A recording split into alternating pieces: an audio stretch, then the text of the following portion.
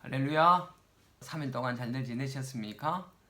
예, 오늘도 수요 성경 공부에 참석하신 여러분들을 예수님의 이름으로 환영합니다. 예, 오늘은 지난주 46장에 이어서 47장을 함께 공부하도록 하겠습니다. 우선 우리가 47장을 하기 전에 지난 시간 46장에서는 어떠한 내용이 있었는지 잠시 짚어보고 넘어가도록 하겠습니다. 지난 시간 46장에서는 야곱이 입애굽하기 전에 하나님 앞에 하나님 뜻을 묻기 위하여서 먼저 희생 제사를 드렸던 내용이 있었습니다. 그렇죠? 그리고 하나님 앞에 질문하였을 때 하나님께서 또 나타나셔서 약속의 말씀을 주시자 야곱은 마음에 평안함을 얻고 하나님의 명령에 따라서 담대하게 입애굽하는 것을 우리는 지난 시간에 보았고, 그리고 이 입애굽한 1세들의 명단을 기록되어 있던 것을 보았습니다. 그리고 마지막 부분에서는 바로 야곱과 요셉이 20년 만에 정말 반갑게 회화하는 장면이 기록되어졌던 것을 우리는 지난 시간에 보았습니다. 46장에서 중요했던 것은 어떤 것이 중요했느냐 하면은 언약 세대가 이제 입애굽을 하는 거였습니다. 그렇죠? 언약 세대가 입애굽을 하는 거였지만 입애굽하는 동시에 400년 뒤에 출애굽이 시작되어지는, 그 출애굽이 태동되어지는 그 역사적인 장이었다라고 말씀드렸습니다. 자, 이제 47장에서는요. 15장 13절에서 16절에 아브라함에게 예언된 언약 가문의 애굽 이주가 이제 역사적인 현실로 이루어져서 고센 지방에 정착하게 되는 내용이 기록되어져 있습니다. 이 내용을 세부적으로 볼 것 같으면요, 1절에서 12절까지의 내용에는요, 바로가 야곱을 만나서 야곱 가문이 애굽으로 이주하는 것을 승인하는 장면이 기록되어져 있습니다. 이 기사는요, 46장에서 나오는 바로의 어떤 그런 초청 내용이 있었지 않습니까? 이 초청 기사와 함께 이해할 필요가 있습니다. 바로가 초청을 한 거예요. 이게 중요한 거예요. 뭐냐? 오늘 이 글을 읽고 있는, 우리 말고요, 처음에 이 창세기가 기록되어졌을 때 처음 이 글을 읽었던 원독자들, 그렇죠? 이 원독자들은 이제 바로 이제 출애굽을 한 세대이지 않습니까? 바로 야곱이 들어가고 난 뒤에 400년이 흘러서 이제는 출애굽을 한 그 백성들이 원독자들입니다. 그렇죠? 자, 이 원독자들이 이 글을 읽을 때 이들은 얼마 전까지 그들은 어떤 신분이었습니까? 노예의 신분이었지 않습니까? 그리고 여전히 그들은 애굽의 노예라는 어떤 그런 정체성에서 여전히 헤어나지 못하고 있는 상황에 있는 사람들이었어요. 그래서 이 안에 있는 내용을 통하여서 이 저자는 어떤 의도가 있었겠습니까? 예, 바로 이 이스라엘 백성들이 원래가 노예가 아니라, 원래부터 노예였던 것이 아니라, 원래는 이 이스라엘 백성들이 바로 애굽의 바로 왕으로부터 초청을 받고 국빈의 자격으로 애굽에 이주하였다라는 것을 이렇게 보여주고자 하는 것입니다. 그러니까 원래 태생이 천한 태생이 아니었다라는 것이에요. 굉장히 귀한 신분으로 초청을 받았던 민족이었다라는 것을 가르쳐 주려고 하는 의도가 있었던 것입니다. 자, 그리고 13절에서 26절에는요, 애굽의 번영을 위한 어떤 요셉의 치세가 기록되어져 있습니다. 이 단락도 요셉의 개인적인 관점에서 보면은 하나님께서 주신 지혜로 아주 탁월한 통치력을 발휘했다라는, 요셉이 그런 통치를 발휘했다라는 어떤 그런 내용이지만은, 이스라엘 민족의 전체 입장에서 볼 것 같으면은요, 바로 그들은 노예가 아니라 바로 이 대흉령지에 애굽의 번영을 도운 공신, 곧 요셉이지 않습니까? 그렇죠? 그 고대 건동 지방의 애굽을 비롯하여 고대 건동 지방의 대흉년으로부터 구원해낸 영웅의 후예였다라는 것을 이렇게 가르쳐 주고자 하는 어떤 그런 의도가 있는 내용이겠습니다. 그리고 27절과 31절에는요, 약속의 땅에 묻히기 위한 야곱의 유언이 기록되어져 있습니다. 이제 크게 세 부분으로 나누어 봤고, 이제 하나씩 보도록 하겠습니다. 자, 오늘 본문의 1절에 볼 것 같으면요, 요셉이 바로에게 자신의 가족들이 가나안 땅에서 옮겨서 고센 땅에 도착했다라는 것을 보고를 하게 됩니다. 자, 보고를 하면서 이제 요셉은 가족들을 바로 앞에 데려가는데 이 가족들 모두를 데려가지 않습니다. 가족들 모두를 데려가지고 오직 5명만 데리고 가는 것이 1절에 나오가 있습니다.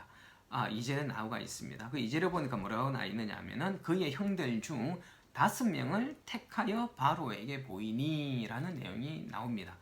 자, 이 죄송합니다. 이 요셉이 5명을 어떤 기준으로 누구를 택하였는지는 정확하게 알 수는 없습니다. 그러나 분명한 것은 이 요셉은 바로와 바로의 신하들에게 자신의 가족들을 소개할 때 최대한 호감을 그들이 가질 수 있도록 지혜를 발휘하고 있는 것을 볼 수가 있습니다. 뭐냐면요, 지금 5명이라고 했지 않습니까? 애국 사람들에게 5라는 숫자는요 굉장히 중요한 숫자예요. 굉장히 그들이 매우 좋아하고 소중히 취급하는 숫자였던 것입니다. 그래서 이렇게 5명을 바로와 바로의 신하들 앞에 데려감을 통하여서 그들에게 야곱의 가족들이 좋은 인상을 남기고, 또 좋은 인상을 남기게 되면 더 많은 혜택, 더 많은 은혜를 받을 수 있지 않겠습니까? 이처럼 이렇게 요셉은 지혜를 발휘하여서 5명의 식구만 바로 앞에 데려갔었습니다. 자, 이제 3절을 보겠습니다. 3절을 보니까요, 바로가 요셉의 형들에게 묻되 너희의 생업이 무엇이냐? 그들이 바로에게 대답하되 종들은 목자이온데 우리 선조가 다 그러하오이다 라고 이렇게 이야기를 합니다. 자, 우선 안에 보니까 언뜻 보면요, 바로와 요셉의 형제들 간에 직접적인 어떤 그런 대화가 이루어지고 있다라고 여러분 생각이 드시죠, 그렇죠?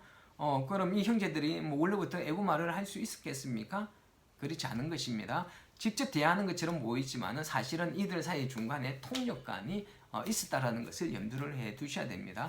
궁중에는요, 꼭 우리가 다른 나라와 교역하든지 어떤 그런 정치적인 어떤 그런 문제 이런 것들을 함께 대화를 하기 위해서는 전문 통역관이 항상 궁에 있었다라는 것을 염두를 해 두시기를 부탁드리겠습니다. 곧 이거는 지금 그들 직접 대화가 이루어지고 있는 것은 아니라 통역을 통해서 대화가 이루어지고 있는 것입니다.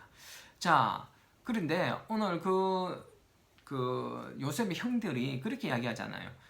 히브리 선조들은 자기들은 뭐 했다 그랬습니까? 그들의 직업이 목자였다라고 그렇게 이야기하고 조상도 우리 선조들도 다 그랬다라고 이야기를 하고 있지만 실은 이 히브리 선조들 중에서도 아주 소수는 농사를 지었던 적이 있습니다. 그 사람이 누구냐면 사실은 바로 야곱의 아버지 이삭도 농사를 잠시 지었던 사람입니다. 창세기 26장에 보면 이삭이 애굽에 내려가지 않고 하나님께서 그랄 땅에 머무르려고 했었을 때, 그곳에 머무르셨을 때 어떤 기적이 일어났습니까? 그 해의 농사가 이렇게 분명히 나옵니다. 100배나 더 많은 결실을 이루었다라는 내용이 나오지 않습니까? 이런 것을 보았었을 때 이들이 무조건 이렇게 목자였던 것만은 아니었던 것 같습니다. 농사도 짓기는 지었습니다. 그러나 대부분은 양과 소를 이렇게 치는 어떤 그런 목자로서의 어떤 그런 직업을 가지고 있었습니다. 따라서 그들은 어떻게 했습니까? 목자였지 않습니까? 목자들은 뭐합니까? 목초지를 따라서 이리저리 떠도는 나그네, 즉 유목 생활을 하는 사람들이었습니다. 그렇죠? 근데 이와는 대조적으로 지금 이들이 이주한 애굽은 어떤 것을 주로 산업으로 삼고 살았었습니까? 이들은요 전통적으로 농업에 종사했던 사람들이었습니다. 농업에 종사하는 사람들은 막 이렇게 떠돌아다니지 않고 주로 정착해서 살아갑니다. 정착해서 살아가는 사람들의 문화와 떠돌아오면서 살아가는 사람들의 문화와 가치관이 당연히 이질적일 수밖에 없을 것입니다. 그렇기 때문에 근본적으로는 이 애굽 사람들과 이 히브리 사람들 사이에는 분명한 어떤 그런 문화적인 어떤 그런 차이나 삶의 습관의 차이가 있기 때문에 상호 배타적인 수밖에 없었을 것이에요. 그런데 이들이 서로 어떻습니까? 친밀하게 지내게 됩니다. 왜요? 하나님께서 요셉을 통하여서 역사심을 통하여서 두 민족 간에 있을 수 있는 이질감들이 충분히 극복하게 되어졌고 이들은 서로 간에 굉장히 친밀한 관계를 유지하면서 살 수 있었던 것입니다.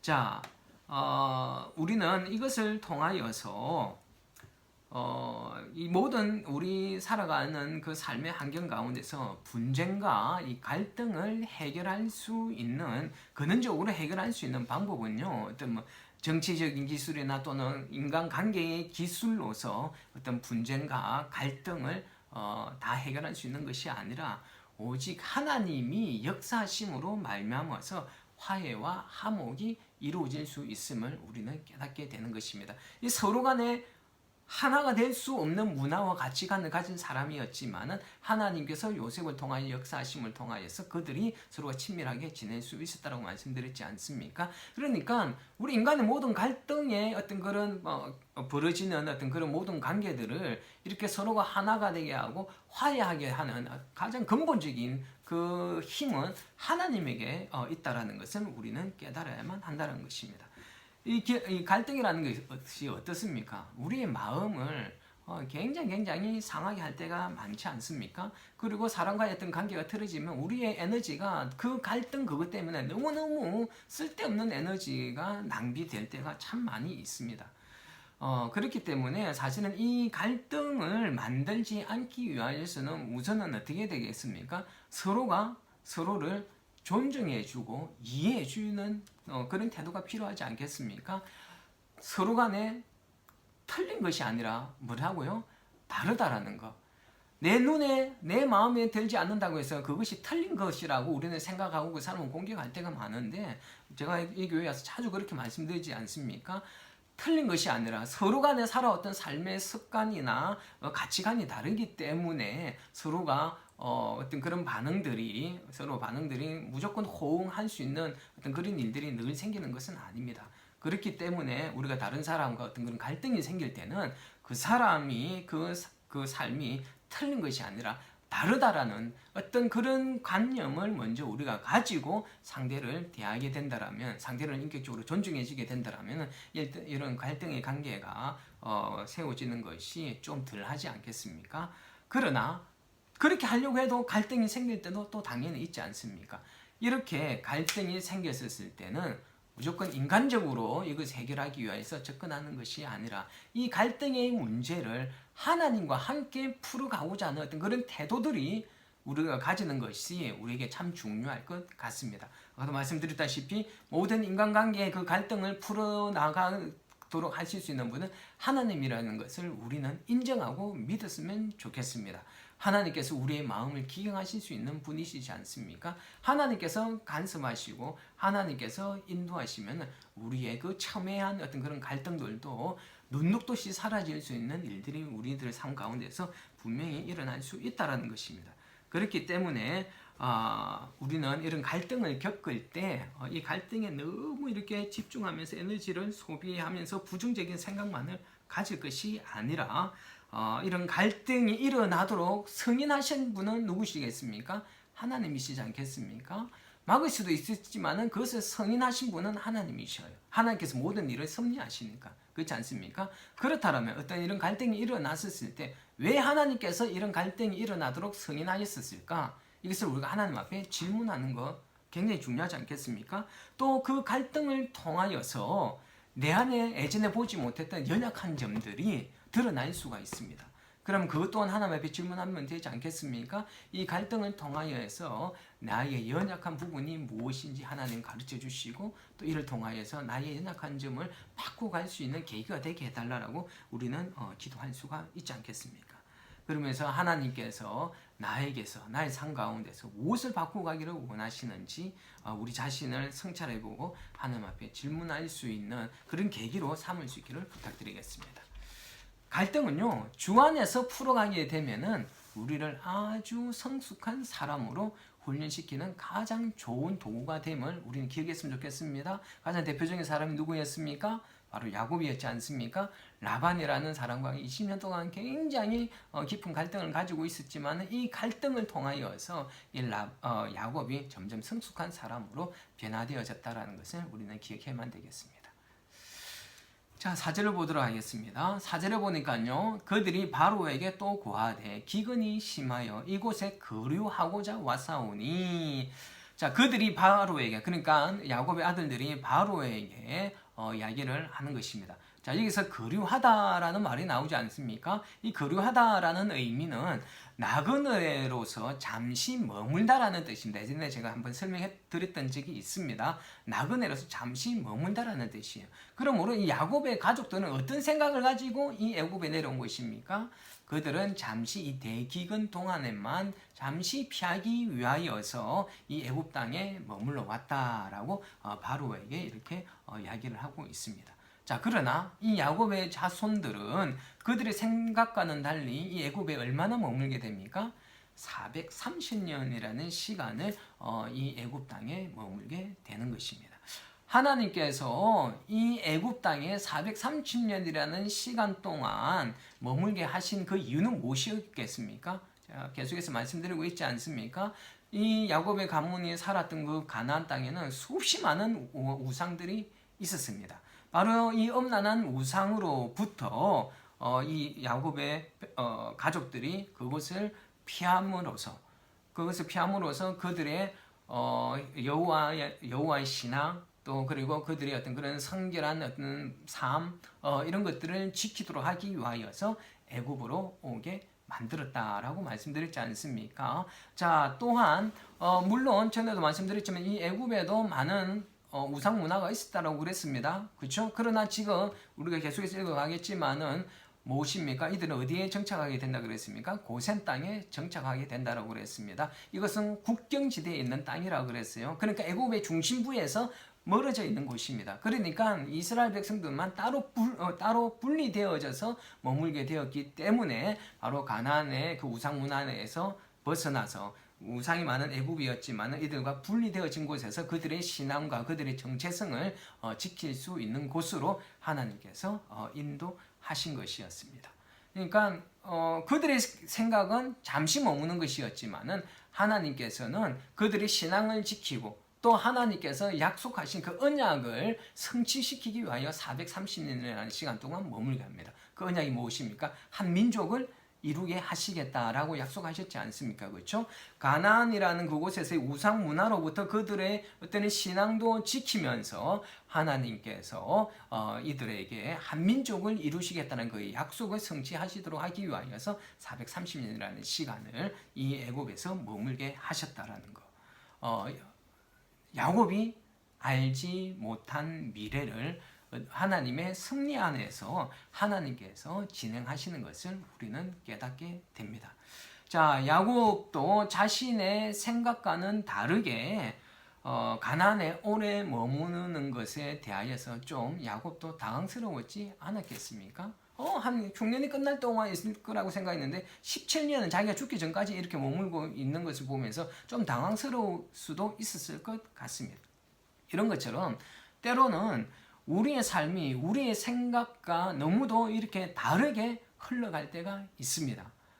내가 생각하는 것과는 너무 다르게 인생이 다르게 흘러간다라고 해서 하나님의 백성들은 이것에 대해서 결코 당황할 필요가 없습니다. 당황하지 말고 그 안에 숨겨져 있는 어떤 그런 하나님의 섭리가 무엇인지 우리가 깨달고 하나님의 선하신 뜻과 계획에 대해서 깨달아갈 수 있는 시간이 될 수 있었으면 좋겠습니다. 자, 이제 6절을 보도록 하겠습니다. 6절을 보니까요, 애굽 땅이 내 앞에 있으니 땅의 좋은 곳에 거주하게 하고 그들 중에 능력 있는 자가 있거든 그들로 내 가축을 관리하게 하라 라고 나와 있습니다. 여기서 애굽 땅이 내 앞에 있으니 땅의 좋은 곳에 거주하게 하고 라고 이야기하고 있지 않습니까? 이것은 바로 무엇이냐? 이 바로가 요셉의 가족들이 원하는 곳이면 어디든지 내가 주겠다. 내가 그곳에 정착할 수 있도록 배려해 주겠다라는 그런 뜻이에요. 이게 놀랍지 않습니까? 이 이방 민족에게 그들이 원하는 것을 지명하면 어디든지 주겠다는 아주 좋은 호의를 베풉니다. 뭐 때문에 이런 호의를 베푸는 것일까요? 우선은 첫 번째로는요, 바로 누구 때문이었겠습니까? 바로 요셉 때문이었습니다. 그만큼 요셉이 이 애굽 땅에서 바로에게 아주 엄청난 신임을 받고 있었다라는 것을 우리는 깨달을 수가 있습니다. 또한 겉으로는 그렇게 요셉이 바로에게 신임을 받아서 이런 호의를 받는 것이지만은 사실은 뒤에서 무엇입니까? 하나님이 역사하셔서 바로의 마음을 감동시켰다라는 것을 우리는 보아야만 한다라는 것입니다. 하나님께서 바로의 마음을 감동시켜서 이렇게 이스라엘 백성들, 자신의 백성들에게 가장 최선의 것으로 이렇게 반응할 수 있도록 하나님께서 역사하신 것이에요. 우리는 이 장면을 통하여서 요셉을 볼 것 같으면은 요셉을 통하여서는요, 하나님의 백성들이 평소에 사회에서 사람들로부터, 주변 사람들로부터 평소에 신뢰를 받는 삶을 사는 것이 얼마나 중요한지 우리는 보게 됩니다. 평소에 이 요셉의 어떤 그런 삶이나 또 뭐 정치나 이 모든 것들이 이 바로의 신임을 완전히 이렇게 받고 있었지 않습니까? 그런 신임을 받고 있었기 때문에 아주 중요한 때에 그 신임을 받았던 어떤 그런 효과가 나타나고 있지 않습니까?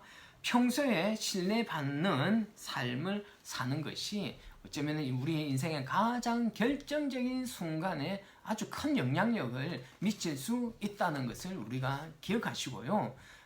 잠시 우리 눈앞의 이익 때문에 거짓된 삶을 살고 이적인 어떤 그런 행동을 하지 않았으면 좋겠습니다. 특히 우리 그리스도인들은 정말 그렇게 살았으면 좋겠습니다. 눈앞의 유익 때문에 거짓말하고 다른 사람의 것을 욕심내고 이러지 않았으면 좋겠습니다.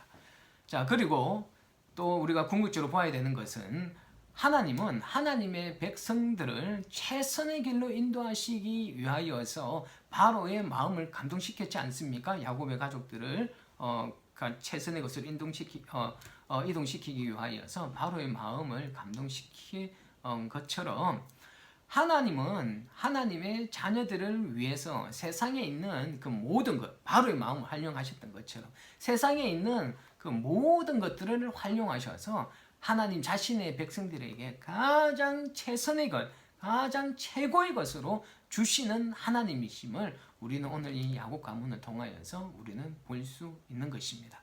하나님께서 시편 23편에 뭐라고 하셨습니까? 여호와는 나의 목자시니 내게 부족함이 없음이로다. 그가 나를 푸른 초장에 누이시며 실만한 물가로 인도하시는 도다. 무엇입니까? 가장 최고의 복지를 주시겠다라는 약속의 말씀이지 않습니까? 하나님께서는 하나님의 백성들이 이 세상 가운데 살아갈 때 가장 최선과 최고의 삶을 사시도록 인도하시는 하나님이셔요. 그 하나님을 믿고 그 하나님을 따라가면 우리는 이런 삶을 살 수 있습니다. 우리가 그것을 믿지 못하고 신뢰하지 못하고 의심하여서 어쩌면 하나님께서 우리에게 주시는 최선의 것, 최고의 것을 누리지 못한 채 살아가고 있지는 않습니까? 하나님을 신뢰하십시오. 하나님은 우리에게 그 누구보다 가장 좋은 것들로 최선의 것들로 주시는 하나님이심을 믿으시기를 부탁드리겠습니다. 자, 7절을 보겠습니다. 7절을 보니까 요셉이 야곱을 인도하여 바로 앞에 서게 하니 야곱이 바로에게 축복하매라고 나옵니다. 자, 야곱이 바로를 축복한다 그럽니다. 어쩜 이렇게 생각하면은 일반 백성이 왕을 축복한다라고 생각하면 굉장히 무리하게 보일 수도 있는데 그렇지가 않고요. 또한 이 축복한다라는 것이 왕 앞에 단순히 왕 앞에서 경하하는 어떤 그런 인사말 정도로서 축복한다라고 표현한 것이 아닙니다. 이것은요, 이 야곱이 하나님을 믿는 믿음의 사람으로서 하늘의 복이 이 바로에게 임하도록 축복 기도한 것입니다. 즉, 이 야곱은요, 바로 신적인 어떤 그런 권위를 가지고서 이 바로에게 실질적인 축복을 구하는 행동이었어요. 자, 여러분 잘 아시다시피 바로 역시 다신론자였습니다. 다신론자였기 때문에 자신은 잘 알지는 못하지만은 야곱이 자신을 위하여서 그들이 섬기는 히브리 신을 통하여서 축복한 것에 대해서 아마 바로는 굉장히 기뻐했었을 것 같습니다. 자, 8절에서 9절 내용 보겠습니다. 8절에서 9절 내용에 보니까 바로가 야곱에게 묻되 내 나이가 얼마나 죄송합니다. 내 나이가 얼마냐? 야곱이 아뢰되 내 나그네 길의 세월이 130년이니라. 험악한 세월을 보내었나이다. 라고 8절과 9절에서 나오가 있습니다. 야곱은 자신이 살아온 지난날의 어떤 그런 세월을 나그네 길에 비유를 하고 있습니다. 이와 같은 고백은요, 1차적으로는 그가 가나안 땅에 대한 언약을 받았음에도 불구하고 그 땅을 아직까지 취하지 못하여서 이리저리 옮겨 다니는 어떤 나그네와 같은 삶을 떠돌아다녔기 때문에 자신의 그 삶은 나그네 길로 비유를 하고 있고요. 2차적으로는요, 이 고백은요, 이 땅에서 삶은 잠시 지나가는 나그네 인생길이고 자신이 영원히 거주해야 할 안식처는 이 천국임을 선포하는 것이다 라고 우리는 볼 수가 있습니다.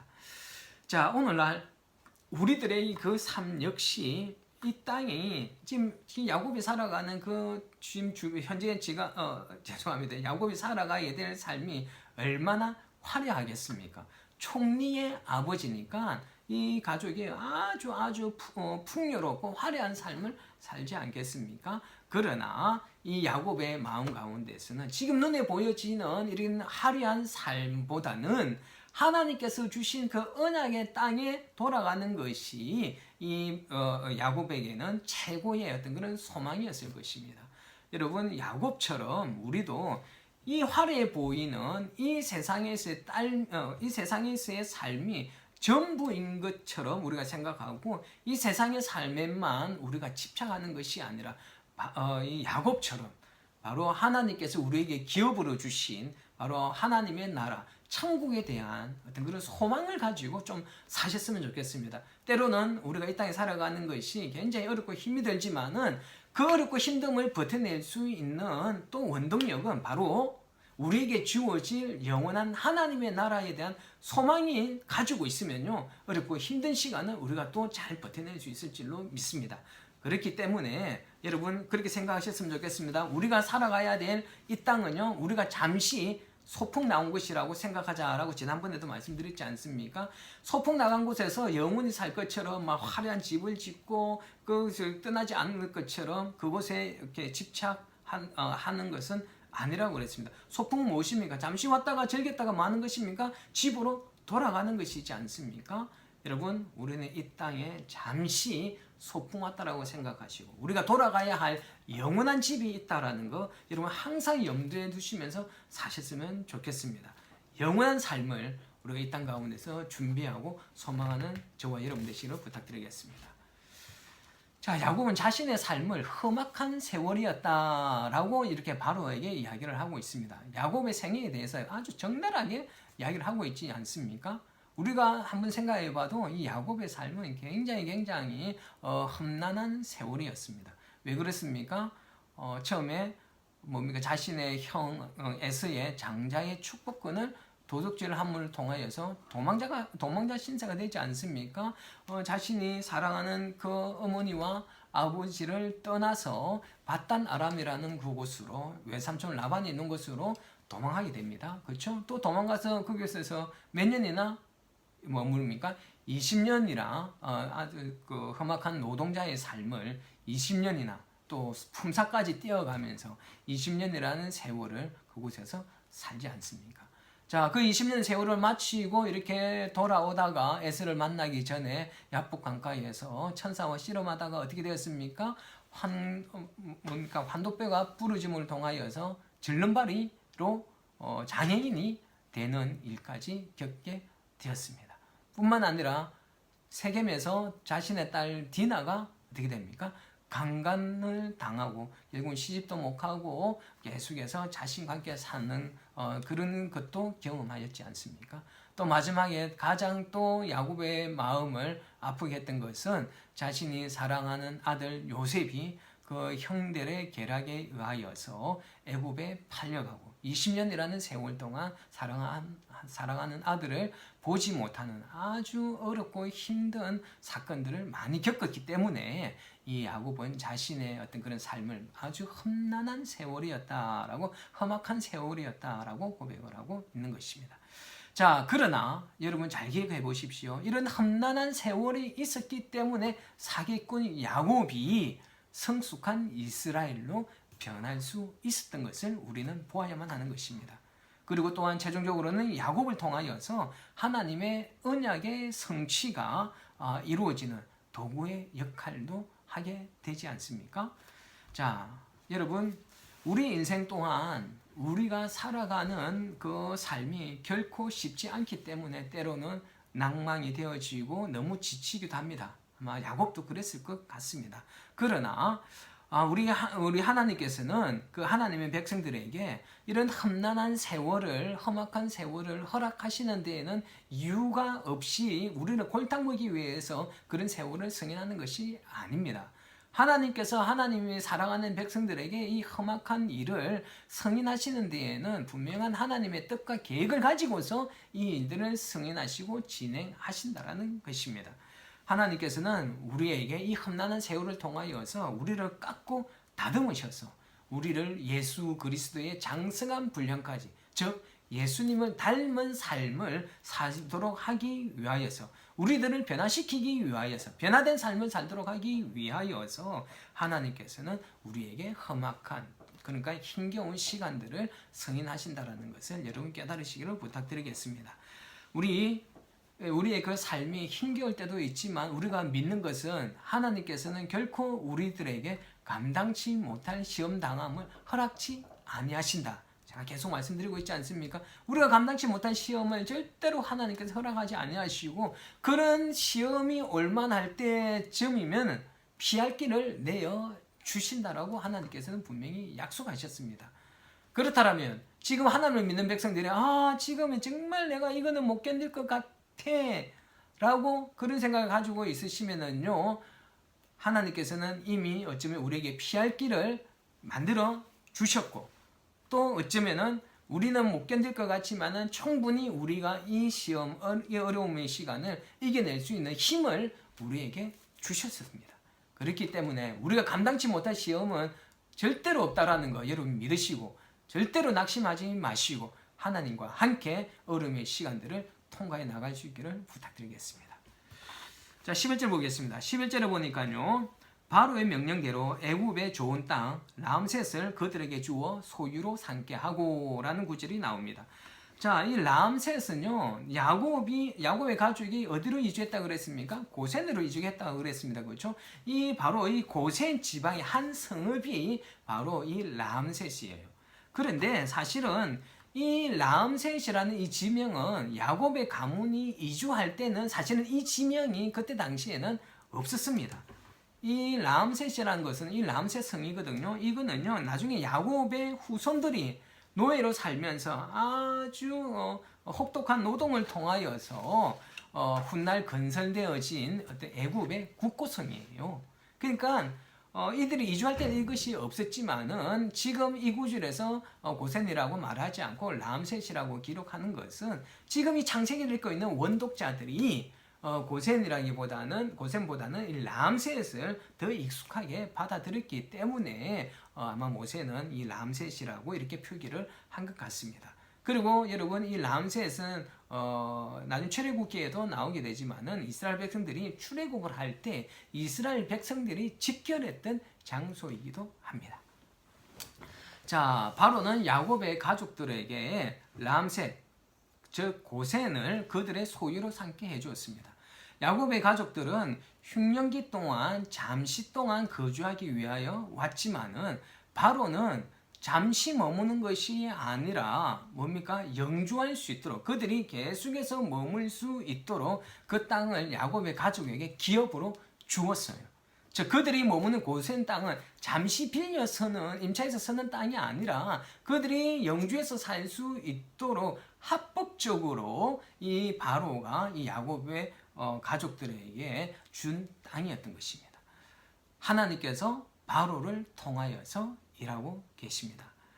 하나님은요, 항상 이 하나님의 자녀들이 원하는 것보다 훨씬 좋은 것으로 우리에게 주시는 하나님이심을 우리는 이곳에서 볼 수 있지 않습니까? 그들은 잠시 머물 거라고 생각하고 잠시 이 땅을 빌렸을 것처럼 생각하고 이것에 정착했지만은 놀랍게도 바로에게 아나 이거 너가 다 가지라. 이거 내한테 돌려줄 필요 없고 너가 다 가지라. 그들이 생각했던 것보다 훨씬 좋은 것들로 이 바로에게 받지 않습니까? 누가 하신 것입니까? 바로 하나님께서 하신 것입니다. 여러분, 그렇기 때문에 우리 하나님의 백성들은요, 늘 이런 하나님에 대한 기대감을 늘 가지고 살아가셨으면 좋겠습니다. 하나님께서는 능치 못하시는 일이 없으시는 전능하신 하나님이시고요, 우리를 그 누구보다 사랑하시는 하나님이시기 때문에 우리에게 필요한 것을 우리가 하나님 앞에 구할 때 하나님께서는요, 우리가 하나를 구하면은 2개, 3개를 주시는, 그리고 훨씬 좋은 것들로 우리에게 공급하여 주시는 선하신 하나님이심을 믿고 그 하나님을 믿고 의지하고 따라가기를 부탁드리겠습니다.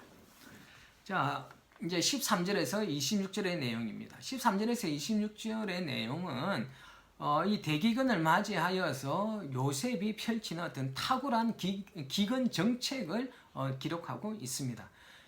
이 본문은 야곱 가족이 이제 이 이방 땅에서 어떻게 아무 부족함 없이 안전하게 정착하고 있는지를 보여주고 있고, 그리고 이스라엘 민족은 원래 노예가 아니라 바로 아까도 말씀드렸던 것처럼 애굽을 대기근으로부터 구원한 영웅 또는 공신의 후예라는 것을 보여주기 위하여서 이 내용이 기록되어져 있는 것입니다. 자, 13절과 14절의 내용을 한번 보겠습니다. 기근이 심하여 사방에 먹을 것이 없고 요셉이 곡식을 팔아 애굽 땅과 가나안 땅에 있는 돈을 모두 거두어들이고 그 돈을 바로에게 가져가니라는 내용이 나옵니다. 자, 당시에 그 고대 근동 지방이라면은 주로 딱 2곳을 이야기를 합니다. 또 2곳으로 이렇게 구분이 되어집니다. 바로 애국과 가나안. 물론 또 옆에 또 여러 나라들이 있지만은 크게는 애국과 가나안을 중심으로 고대 근동 지방이다라고 이야기를 하는데, 그러므로 이거 지금 애국과 가나안의 흉년이 들었다라는 것은 바로 그 근동 지방 전체에 극심한 흉년이 들었다라는 것을 이야기를 하고 있는 것입니다. 자, 그런데 이제 고대 근동 지방 전체가 아주 극심한 흉년을 겪고 있는데, 흉년을 겪지 않고 있는 곳이 아니죠, 죄송합니다. 흉년을 겪고는 있지만 양식이 아주 풍부한 곳이 한 곳이 있었습니다. 바로 어디입니까? 바로 바로의 궁이었던 것입니다. 이 바로의 궁에는 아직까지 곡식이 넘쳐났습니다. 그래서 고대 근동 지방에 있는 모든 사람들은 이 곡식을 사기 위하여서 돈을 가지고 바로의 왕궁으로 몰려올 수밖에 없었던 것입니다. 바로의 궁에서 제가 모든 돈을 거두었다라고 이야기하지 않습니까? 이거는 곧 무엇을 의미하겠습니까? 바로 고대 근동 지방의 모든 어떤 그런 경제력이 어디에 집중이 되어졌다고요? 애굽에 집중이 되어졌고, 애굽은 이제 고대 근동 지방에서 실제적으로 패권 국가가 되는 것을 우리는 볼 수가 있습니다. 누가 이렇게 만드셨습니까? 바로 하나님께서 요셉을 통하여서 이 애굽이 이 이스라엘 백성들을 위하여서 그곳에서 패권 국가가 되도록 하나님께서 일하셨던 것입니다. 자, 그들이 돈을 모두 모아서 왔다라고 하지 않습니까? 돈을 다 가지고 왔다 그러는데 이때 당시에는 주조된 화폐가 없었습니다. 그러니까 이때 당시에 화폐의 돈은 무엇으로 사용했겠습니까? 예, 맞습니다. 바로 은이었습니다. 그러니까 은이었기 때문에 다른 나라를 가더라도 이렇게 환전할 필요도 없고 바로 은이 바로 그 통용되어지는 돈이었습니다. 그러니까 모든 고대 근동 지방의 은이 바로 이 바로에게 다 들어갔다라고 우리는 보면 되겠습니다. 자, 16절에 보십시오. 요셉이 이르되 너희의 가축을 내라. 돈이 떨어졌은즉 내가 너희의 가축과 바꾸어 주리라 라고 나옵니다. 지금 백성들은 곡식을 사는 돈을 다 사용했잖아요. 지금 다 사용해서 이제 돈이 다 떨어진 어떤 그런 상황에서 요셉이 돈 대신에 뭘 내라고 합니까? 가축을 내라라고 이야기를 하고 있습니다. 이렇게 제안하는데 이 제안은 두 가지 측면에서 아주 현명하고 지혜로운 조치였습니다. 첫째는 이제는 백성들에게 계속적으로 식량을 공급하긴 해야 되는데 돈은 다 떨어지지 않습니까? 그러니까 이 돈 대신에 이제 짐승에게 어떤 상품의 가치를 먹였다라는 것입니다. 그래서 이 짐승을 통하여서 이렇게 물물 교환할 수 있도록 하는 그들에게 가지고 있는 그것을 통하여서 물물 교환할 수 있도록 조치를 취했던 것이고요. 두 번째로는요, 계속되는 기근으로 인하여서 이 백성들이 그 가문 가운데서 그 가축은 제대로 키울 수 있었겠습니까? 그들에게 뭐 먹이나 이제는 뭐 사료나 이런 것들을 줄 수 있는 형편이 되지 못합니다. 그렇기 때문에 그들이 가축을 계속 가지고 있으면은 어떻게 됐습니까? 그 가축은 다 죽을 수밖에 없지 않겠습니까? 그래서 이 가축을 이렇게 매매의 거구로 이렇게 삼음을 통하여서 결국에는 그 가축을 다 모아서 국가가 대신 뭐 해주는 것입니까? 그 짐승들을 다 사육하게 되는 것이에요. 그래서 또 나중에는 또 농사를 나중에 짓게 되면은 또 그 가축들을 또 팔고 이렇게 하기도 하겠죠. 자, 이런 점에서 요셉은 아주 현명한 어떤 조치를 취했던 것입니다. 바로 가축을 통하여서 물물 교환을 곡식을 교환해 주고자 하고 있는 것입니다. 자, 18절에는요. 그 해가 다 가고 새 해가 되매라고 나오는데 여기서 그 해는요. 흉년이 있은지 6년이 되던 해였습니다. 자, 그것을 유추할 수 있는 것은 새해 다음 해에 새해 다음에니까 뭡니까? 내후년에 되겠죠. 내후년에 다가올 어떤 그런 그 가뭄이 끝나는 어떤 그런 해가를 대비해서 이제는 23절에 보면은 종자를 나누어 준다라는 내용이 나오는 것을 볼 수가 있습니다. 자, 종자를 나누어 준다라는 것은 요셉이 종자를 나누어 준다, 그 씨를 나누어 준다라는 것은 어떤 생각을 가지고 있는 것이겠습니까? 씨를 나누어 줄 때는 곧 무엇이 끝난다라는 것입니까? 흉년이 이제 끝난다라는 것을 그것을 암시를 하고 있는 것이지 않겠습니까? 요셉은 이 농사를 지을 수 있는 환경이 바로 그 해가 다가고 새해가 되며 그 새해 다음에 이제는 이 흉년이 끝날 것이라고 생각하였습니다. 그렇기 때문에 이 그 해는 몇 년째겠습니까? 흉년 6년. 그 다음에 새해는요, 흉년 7년. 그러니까 그 다음에 그것을 종자를 줬다라는 것은 바로 이제는 흉년이 끝나는 해. 그러니까 그 해는 바로 흉년의 6년째 되는 해라라는 것을 우리는 유추를 할 수가 있는 것입니다. 자, 또 백성들이 그랬죠. 우리는 돈이 다하였고 우리의 가축대가 주께로 돌아가사오니 아무것도 남지 아니하고 우리의 몸과 이제 토지뿐이라 이렇게 이야기를 합니다. 백성들이 이제 곡식으로 바꿀 수 있는 돈도 가고 가축도 가고 이제 남은 것은 무엇밖에 없습니까? 자신들의 몸과 무엇밖에 없습니까? 땅밖에 남지 않았습니다. 그 정도로 지금 가뭄이 극심했다라는 것을 알 수가 있죠. 이제는 이제 곡식과 바꾸기 위하여서는 자신의 몸과 토지를 바치겠다라는 의미이지 않습니까? 즉 고대 근동 지방의 모든 사람들이 이제는 애국 국가에 자신을 기속시키겠다는 의미예요. 19절 보겠습니다. 19절 뭐라고 합니까? 우리가 토지와 함께 바로의 종이 되리니 라고 이야기를 합니다. 이제는 그 토지까지 바치고 자신의 몸도 바쳐서 바로의 종이 되겠다라고 합니다. 그래서 이제 그 곡식과 바꾸어서 살겠다라는 것이겠죠. 그런데 여러분 여기서 바로의 종이 된다라는 것은 노예가 된다라는 말이 아닙니다. 나중에 뒤에 내용을 읽어보면 알겠지만은 이때의 종은 바로 소작농이 되겠다라는 것입니다. 소작농요. 땅을 받아서 그것에서 소작을 하고 나서 남는 소작을 한 거에서 세금을 주고 나머지는 자기들이 먹는 것. 이 사람들은 소작농이라고 이야기하지 않습니까? 바로 그 소작농이 되겠다라고 하는 것이에요. 자, 지금 보니까 7년이나 계속되는 어떤 그런 기근으로 통하여서 근동지방 모든 지역에서 몰려오는 사람들에게 식량을 공급할 수 있었던 것은 1차적으로는 요셉의 타고난 어떤 그런 통치의 결과였지 않습니까? 그렇죠? 그러나 이것을 좀 더 근원적으로 보자면은요, 요셉의 뒤에서 역사하시는 그 하나님께서 요셉을 통하여서 지혜롭게 관리하게 하신 하나님의 은혜와 능력이 있었기 때문에 지금 이 요셉의 어떤 그 탁월한 통치를 통하여서 이 애굽의 건동 지방에 있는 사람들이 먹고 살 수 있었던 것입니다.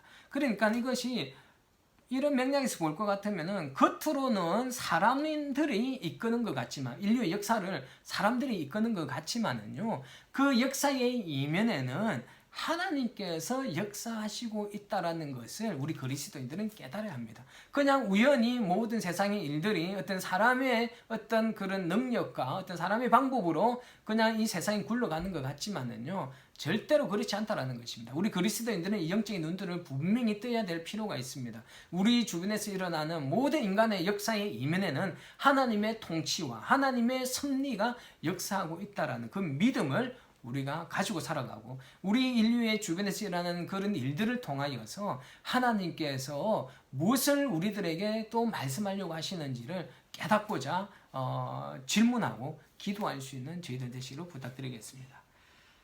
자, 종자를 주시면은 우리가 살고 토지도 항폐하게 되지 아니하리다 라고 이야기를 합니다. 이 말은 무슨 말이냐? 종자와 토지를 바꾸자라는 것입니다. 그 내용 알 수 있는 것이 20절에 보니까요, 나중에 결국에는 요셉이 애굽의 토지를 다 거두어서, 토지와 곳이 막 바꾸지 않습니까? 토지를 다 거두어서 뭐합니까? 바로에게 바치지 않습니까? 자, 이것은 무엇을 의미를 하는 것입니까? 이제 토지가 이제 각자가 가지고 있었습니다. 사유하였어요. 그런데 이제는 모든 이 애굽의 토지는 사유화가 아니라 국유화가 되었습니다. 애굽 바로에게 다 기속이 되어졌습니다. 그래서 백성들은 이 생계를 국가에 의지할 수밖에 없게 되었다라는 것을 말하고 있습니다. 그 결과 이 애굽은 막강한 군주 국가로서의 세력을 완전히 공고하게 할 수 있었고요. 그리고 백성들 간의 빈부격차도 줄어들게 되었습니다. 왜 백성들의 빈부격차가 줄어들었을까요? 전에는 뭐 큰 땅이든 작은 땅이든 서로가 가지고 있는 분량이 달랐지만 이 기간 동안에 모든 땅들이 다 어떻게 됐습니까? 바로 이게 기속되었으니까 대부분의 백성들이 살아가는 형편이 비슷하게 되었기 때문에 이렇게 빈부격차가 이 시기에는 줄어들게 되었습니다. 그리고 또 세제 계획을 통하여서 이 애국을 원활하게 통치할 수 있는 기반이 지금 마련되어지고 있다는 것을 우리는 볼 수가 있습니다. 자, 이러니까 바로의 입장에서는 얼마나 요셉이 이쁘고 더욱더 신뢰하고 싶어 했겠습니까? 자, 22절을 보니까요, 제사장들의 토지는 사지 아니하였으니 바로에게서 녹을 받음이라. 이때 제사장들이 이스라엘 백성들의 제사장이 아니라 애굽 백성들의 제사장입니다. 이들은 애굽의 우상을 섬기는 자들로서 애굽 내에서 급료를 받고 일하는 고위 공직자들이었어요. 고위 공직자들. 그렇기 때문에 그들은 기근 중에서도 국가에서 녹을 받았기 때문에 그들은 토지를 팔 필요가 없이 그들은 토지를 가지고 있었습니다. 자, 23절 보겠습니다. 23절을 보니까 여기 종자가 있으니 너희는 그 땅에 뿌리라 라고 합니다. 아까도 말씀드렸지 않습니까? 이 종자를 주면서 그 땅에 뿌리라고 하는 것은 이제는 극심했던 7년의 흉년의 기간이 끝나가고 있음을 암시를 하고 있어요. 자, 요셉은 흉년이 정확히 7년으로 끝날 것을 확신하고 있습니다. 어떻게 해요? 이런 확신을 가지고 있습니까? 바로 요셉은 바로의 꿈을 통하여서 하나님의 계시를 보았지 않습니까? 하나님께서는 약속하신 것은, 말씀하신 것은 반드시 지키시는 하나님이시라는 것을 요셉은 너무너무 잘 알고 있었어요. 그러니까 6년, 7년 동안 이거 가뭄이 계속해서 되어지니까 당연히 내년에도 이 가뭄이 계속 되어질 것 같습니다. 보여지는 그 환경에 요셉은 좌우되지가 않습니다. 요셉은 뭘 믿는 사람이었습니까? 바로 하나님의 계시의 말씀을 믿는 사람이었어요. 이 요셉이 내년에 흉년이 끝날 것이라는 것을 확신할 수 있었던 것은 바로의 꿈을 통하여서 말씀하셨던 하나님 말씀, 7년 뒤에 흉년이 끝날 거라는 그 하나님의 말씀을 믿었기 때문에 백성들에게 종자를 주면서 다음에 이 땅에 뿌리라라고 말을 할 수 있었던 것입니다. 이 요셉은 이런 믿음을 소유한 사람이었어요. 믿음은 무엇입니까? 보지 않고도 하나님의 약속과 하나님의 하실 일을 믿는 것이 바로 믿음이지 않습니까? 어떤 현상을 보고 믿는 것이 아니라 하나님의 약속의 말씀을 기반으로 하여 믿는 믿음을 그 소유한 사람이 요셉이었는데, 우리도 그런 믿음을 소유한 하나님의 백성들이 될 수 있기를 부탁드리겠습니다. 2부 4절을 보겠습니다. 추수의 5분의 1은 바로에게 상납하고 5분의 4는 너희가 가져서 라고 합니다. 이 요셉이 세운 애굽 토지법의 핵심 내용입니다. 토지의 주인이 소출의 5분의 1만 받고 만족한다는 것은 극히 이례적입니다. 바로 그 고대 건동지방인 다른 나라에서는요, 이렇게 소작을 주고서 토지의 주인이 소작을 주고서 보통 그 소작의 반을 거두어가는 것이 일반적이었어요. 그런데 지금 이 애굽에서는요, 어떻게 해요? 그 토지를 주고서 그 소작한 것의 5분의 1만 이렇게 세금으로 거두는 것은 아주 이례적인 것이었고 아주 선정을 베풀고 있는 것이었습니다. 자, 이제 마지막으로 27절에서 31절의 내용은요, 야곱이 요셉에게 넘기는 유언을 기록하고 있습니다.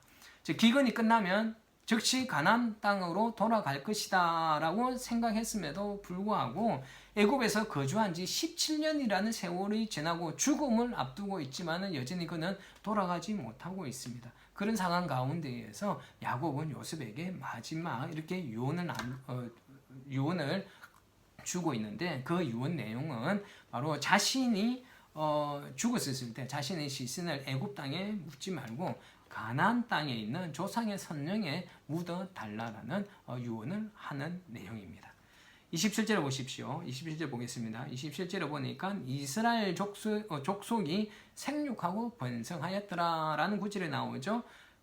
아주 익숙한 내용이지 않습니까? 아브라함을 통하여서 주셨던 언약이지 않습니까? 바로 아브라함을 통하여서 주셨던 그 언약이 성취되어지고 있는 것을 분명히 목도를 하고 있는 것입니다. 하나님은 신실하신 분입니다. 하나님은 자신이 약속한 것은 반드시 지키시는 분이신데, 야곱도 그것을 목도하고 바로 하나님의 백성들이 그 눈으로 목도하고 있었습니다. 자, 이런 이스라엘 족속이 생육하고 번성하는 것처럼 영적으로 새로운 이스라엘 누구입니까? 우리 그리스도인들이지 않습니까? 우리 그리스도인들도 이 나라와 온 열방 가운데 생육하고 번성하는 놀라운 부흥의 역사가 이 땅 가운데 임할 수 있도록 우리 함께 기도했으면 좋겠습니다. 자, 28절을 보겠습니다. 애굽 땅에 17년을 거주하였으니 147세라. 지금 야곱의 나이와 그곳에서 얼마나 살았는지를 보여주고 있습니다. 자, 야곱이 그러니까 지금 147세라라는 것을 보았을 때 야곱이 몇 세에 애굽에 왔는지 유추할 수가 있죠. 바로 130살에 애굽으로 이주를 했습니다. 자, 그렇다면 이 야곱의 인생을 크게 보면은 이 147년의 인생을 네 가지 정도로 우리가 구분할 수 있을 것 같습니다. 그 일기는 바로 가나안에서 태어나서 가나안에서 바담 아람으로 도망가기 전에 77년간의 생애가 1기고, 2기가 바로 바단 아람에서, 그렇죠? 가나안에서 도망가서 바단 아람에서 몇 년요? 20년을 외삼촌 라반 밑에서 일하던 그 세월을 2기로 삼을 수가 있겠고, 바로 3기는 다시 가나안 땅으로 돌아와서 33년을 살고, 그게 3기고, 그 다음에 마지막 4기가 바로 애굽에 들어와서 17년간 살았던, 이것이 바로 이 야곱의 147년의 인생으로 이렇게 나눠볼 수가 있겠습니다. 자, 29절을 보니까 이제 죽기 전에 야곱이 요셉에게 명하여서 맹세하게 하는데 어떻게 합니까? 내 손을 내 허벅지 아래에 넣고 맹세하고 애굽에 나를 장사하지 아니하도록 하라라고 이야기를 하고 있습니다. 허벅지 아래는요, 후손을 생식하는 어떤 그런 번식 기관으로서 생명을 상징하는 것입니다. 그리고 아주 엄밀한 곳이지 않습니까? 아주 엄밀한 것은 아무에게나 내어주지 않습니다. 그러니까 그만큼 그 상대를 신뢰한다는 것이겠죠. 그러니까 이 허벅지 아래에 손을 놓고 하는 것은 그 사람에 대한 신뢰가 있다는 뜻이고요. 그리고 무엇보다 상대방에 대한 권위를 상징하는 것으로 이해되어져 왔습니다.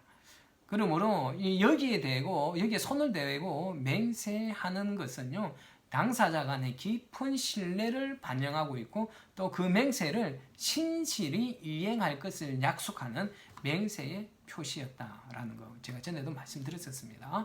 자, 30절입니다. 마지막 구절입니다. 조상들과 함께 눕거든 나를 애굽에서 내어다가 조상의 묘지에 장사라라는 내용이 나옵니다. 자, 여러분 여기서 조상의 묘지는 어디겠습니까? 바로 헤브론에 있는 막벨라 굴이었습니다. 이 막벨라 굴은 누가 샀습니까? 예전에 아브라함이 바로 해쪽 속 에브론이라는 사람에게서 이 막벨라 굴을 샀지 않습니까? 여기에는 누가 묻혀져 있을까요? 바로 아브라함, 사라 할아버지, 그렇죠? 아버지인 이삭, 엄마인 리브가가 이곳에 묻혀져 있었고, 야곱의 첫 번째 아내 레아도 이곳에 묻혀져 있었습니다.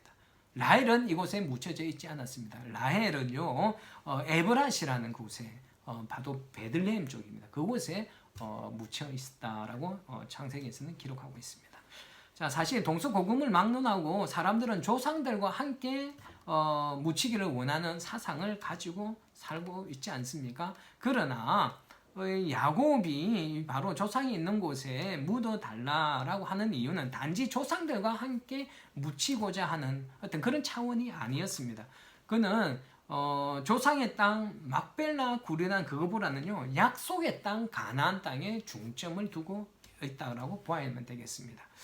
애굽에서 누리는 부귀보다는 언젠가는 돌아가야 할 그 참된 기업인 그 가나안 땅을 하나님께서 주신 언약의 땅, 그것으로 돌아가고 싶어서 이 가나안 땅으로 돌아가려고 하는 것이지, 그냥 조상의 땅에 이렇게 묻히고자 하는 어떤 그런 소망 때문에 가나안으로 돌아가려고 하는 것이 아니었습니다. 바로 하나님께서 약속하신 그 가나안 땅에 대한 소망이 있었기 때문에 끝까지 가나안 땅으로 돌아가고 싶어 했던 것입니다. 우리도 이 야곱처럼 눈에 보이는 이 화려한 세상에 집착하는 것이 아니라 하나님께서 우리들에게 약속하신 천국에 대한 사모함을 가지고, 그 소망을 가지고 살아가시기를 부탁드리겠습니다. 자, 말씀 정리하겠습니다. 오늘 조금 길었는데요, 빨리 정리하고 마치도록 하겠습니다. 우리는 오늘 야곱의 가족들이 애굽에 이주하는 것을 보았습니다. 자, 그 정착하는 그 과정에서 하나님께서 야곱의 가족들에게 아주 세밀하게 역사하고 계시는 것을 우리는 보았습니다. 야곱의 생각과는 다르게 하나님께서 일하셨지만 하나님은 자신의 백성들에게 가장 최선의 길로 인도하시는 것을 우리는 보았습니다. 그리고 하나님은 우리가 이 땅을 살아가는 동안 때로는 힘겹고 어려운 시간을 만나는 것을 승인하시지만은 결국에는 가장 최선의 길로 우리를 인도하시는 하나님이심을 다시 한번 깨닫게 되었습니다. 그런 하나님을 우리가 끝까지 신뢰하고 의지하는 삶을 살았으면 좋겠습니다. 그리고 이 땅에서의 삶에만 너무 매몰되지 말고 우리에게 주어진 영원한 약속의 땅, 천국에 대한 소망을 가지고 살아갈 수 있는 저와 여러분들이 되었으면 좋겠습니다. 마지막으로 이 창세기 47장에서는 이스라엘 백성들의 어떤 그런 정체성을 계속해서 이야기를 하고자 합니다. 너희들은 천대받는 노예가 아니라 대기근 동안 애굽을 구한 공신의 후예라는 것을 깨우쳐서 저 이스라엘 백성들의 자존감을 높이고 그들의 정체성을 바로 이해하도록 하려고 하는 어떤 그런 의도가 있었던 47장이었습니다. 여러분, 우리들도 우리의 정체성을 바로 이해하면서 이 땅에서 삶을 살아갔으면 좋겠습니다. 우리 정체성은 바로 하나님의 놀라운 사랑을 받는 하나님의 자녀, 하나님의 보호하심을 받는 하나님의 백성임을 여러분 믿으시고 이 땅에서 당당하게 살아갈 수 있는 저와 여러분 되시기를 예수님의 이름으로 축원합니다.